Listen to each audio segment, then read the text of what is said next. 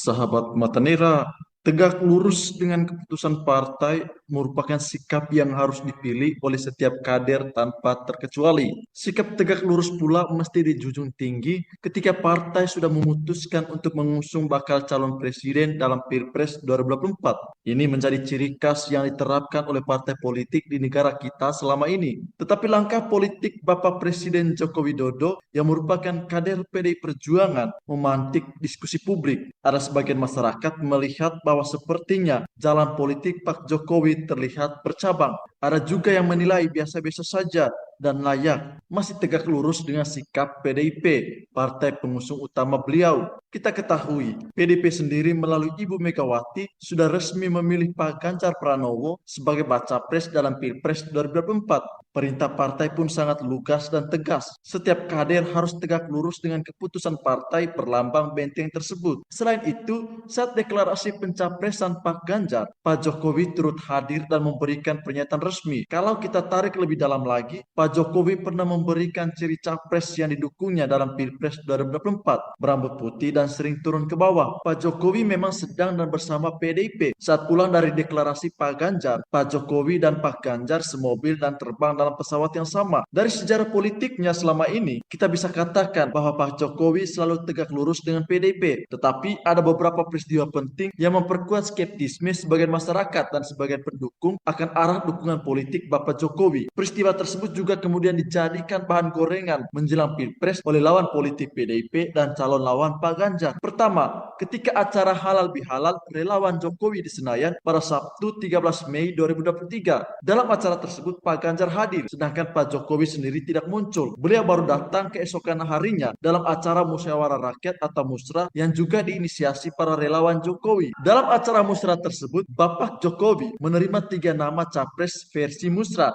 yaitu Pak Ganjar, Ketua Umum Gerindra Prabowo Subianto, dan Ketua Umum Golkar Airlangga Hartarto. Kedua, langkah putra sulung Pak Jokowi yang sekarang ini menjadi wali kota Solo, Mas Gibran. Kita yang melihat berita di media dibuat semakin terheran-heran dan kaget karena Mas Gibran bertemu dengan Menteri Pertahanan Prabowo Subianto di Surakarta pada Jumat 19 Mei 2023. Dalam pertemuan tersebut, relawan Gibran dan Jokowi sejateng dan sejatim kemudian menyatakan resmi mendukung Prabowo sebagai capres 2024. Mas Gibran kemudian diminta memberi klarifikasi di kantor DPP PDIP Menteng Jakarta Pusat. Sekjen PDIP Hasto Kristianto kemudian menasihati Mas Gibran untuk mengantisipasi hal-hal yang bisa memungkinkan polemik politik menjelang pemilu 2024. Ibu Megawati selaku Ketua Umum PDIP melalui Sekjen PDIP juga mengingatkan kepada Mas Gibran bahwa banyak pihak yang akan melakukan dansa politik. Namun dalam kesempatan klarifikasi tersebut, Mas Gibran juga menyatakan tegak lurus dengan keputusan partai